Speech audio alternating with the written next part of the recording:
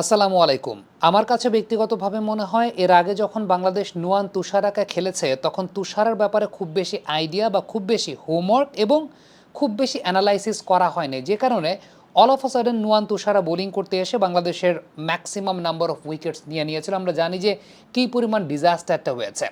তবে Nuwan তুষারাকে counter attack করার জন্য আমার কাছে মনে হয় যে চাইলে বাংলাদেশের টিম ম্যানেজমেন্ট মাহমুদুল্লাহ রিয়াদের ব্যাটিং অর্ডারটাকে কিন্তু পরিবর্তনও করতে পারে। চাইলে এমনও হতে পারে মাহমুদুল্লাহ রিয়াদকে 4-এ প্রমোট করা যেতে পারে। এর পেছনে অন্যতম বড় কারণের জায়গাটা হচ্ছে মাহমুদুল্লাহ রিয়াদ যেভাবে ফ্রন্ট লেগটাকে ক্লিয়ার করতে পারেন। আমরা জানি যে মাহমুদুল্লাহ রিয়াদ ফিরে আসার পর তার পায়ে বল করলে স্কোয়ার লেগ দিয়ে ছক্কা মারার রেশিওর সংখ্যাটা কিন্তু বেড়েছে। বিপিএল আমরা দেখেছি, শ্রীলঙ্কার এগেনস্টে ম্যাচে দেখেছি কিভাবে তিনি ফ্রন্ট লেগটাকে ক্লিয়ার করে পায়ে বল করলে সে বলগুলোকে স্কোয়ার লেগ অঞ্চল দিয়ে বিশাল বিশাল ছক্কা মারতে পারছেন। এই পার্টিকুলার স্কিলের জায়গাটা ডেফিনেটলি আগেও মাহমুদুল্লাহ রিয়াদের ছিল, মাঝখানে একটা সময় ছিল যে সময়টা আমরা দেখতে পাইনি। তবে মাহমুদুল্লাহ আবার নিজের ওয়ার্ক এথিক্সটাকে পরিবর্তন করে ফিজিক্যাল ফিটনেস এবং ব্যাটিং স্কিলটাকে এমন জায়গায় নিয়ে গেছেন, পায়ে বল করলে তিনি বেশ ভালো মারতে পারেন। সো নুয়ান তুষারাকে তিনি খুব ভালো হ্যান্ডেল করতে পারবেন বলে আমার বিশ্বাস। নুয়ান তুষার এবং পাথিরানার মধ্যে পার্থক্যটা আসলে কোন জায়গাতে আমি যদি একটু আপনাদেরকে খেয়াল করে দেখাই তাহলে খুব ভালো মতো পার্থক্যটা আপনারা নোটিস করতে পারবেন। তা হচ্ছে পাথিরানা যখন বোলিং করছেন তখন তার সামনের পাটা একদম ব্রেসড ফ্রন্ট লেগ, অন্যদিকে নুয়ান তুষারা যখন বোলিং করছেন তখন তার সামনের পাটা ভাঁজ করা অবস্থায় রয়েছে।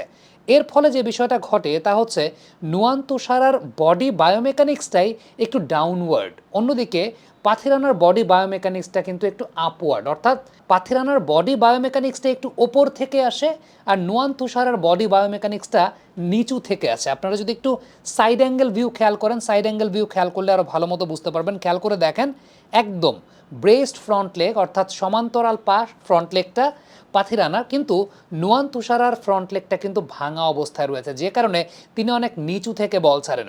খেয়াল করে দেখেন আরেকটা বিষয় যে পাথিরানা যখন বলটাকে ছুঁড়ছেন তখন তার আর্মটা অনেক বেশি রাউন্ডিশ হয়ে তারপর আসছে, কিন্তু নুয়ান তুষারার কিন্তু অত বেশি রাউন্ডিশ না, কিন্তু নুয়ান তুষারের বলটা এক্সট্রা বিট অফ লো হয়, ডিপ করে বেশি। তার পেছনে কারণটা হচ্ছে তিনি একটু নিচু অবস্থান থেকে বলটাকে রিলিজ করেন।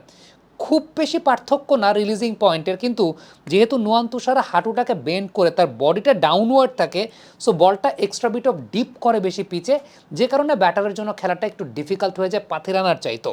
মাহমুদুল্লাহ রিয়াদের কথাটা আমি এই কারণে বলছিলাম কারণ এক্সপিরিয়েন্সড ক্যাম্পেইনার। আর একটা পরিসংখ্যান যদি দেই, 8 থেকে 20 নম্বর ওভারের মধ্যে মাহমুদুল্লাহ রিয়াদের 2024 সালে অর্থাৎ প্রত্যাবর্তন করার পরে স্ট্রাইক রেটটা 135.2, গড়টা 35.5। 2022-এ যেটা ছিল 111.9, 18.9 ছিল তার গড়। 2021 সালে ছিল 108.2। তার মানে আপনি বুঝতে পারছেন যে এই সময়টার মধ্যে মাহমুদুল্লাহ রিয়াদ প্রত্যাবর্তন করার পরে রান নেয়ার রেশিওটা বেড়েছে।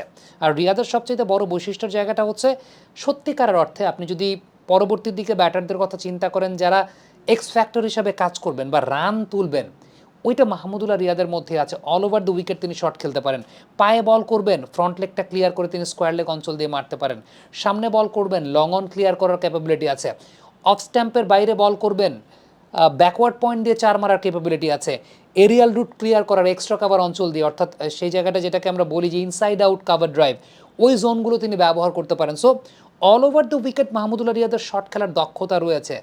আমার কাছে ব্যক্তিগতভাবে মনে হয় নুয়ান তুষারাকে যদি আপনি থ্রেট হিসাবে চিন্তা করেন, ডেফিনেটলি নুয়ান তুষারা শুরুর দিকেই বোলিং করতে আসবেন। আপনি যদি থ্রেট হিসাবে চিন্তা করেন মাহমুদুল্লাহ রিয়াদের ব্যাটিং অর্ডারটাকে প্রমোট করালেও করানো যেতে পারে।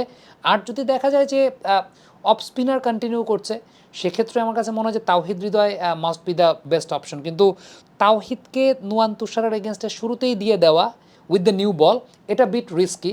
আমার কাছে কেন যেন মনে হয় যে আপনি যদি তুষারাকে কাউন্টার অ্যাটাক করার জন্য মাহমুদুল্লাহ রিয়াদকে প্রমোট করতে পারেন নাম্বার 4-এ, অর্থাৎ 2 উইকেট যাওয়ার পর, সেটা হয়তো বা বাংলাদেশের জন্য একটা এক্সট্রা অ্যাডভান্টেজ হতে পারে। কারণ রিয়াদের বড় বৈশিষ্ট্যের জায়গাটা হচ্ছে পায়ে বল করলে সেগুলোকে তিনি খেলতে জানেন। সো এই বৈশিষ্ট্যটার জন্য আমার কাছে মনে হয় যে মাহমুদুল্লাহ রিয়াদকে যদি প্রয়োজন পড়ে নুয়ান তুষারা যদি পেয়ে বসেন, আপনি চাইলে কিন্তু প্রমোট করতে পারেন। He is been the X factor for Bangladesh. Thank you very much আমাদের সঙ্গে এতক্ষণ যুক্ত থাকার জন্য।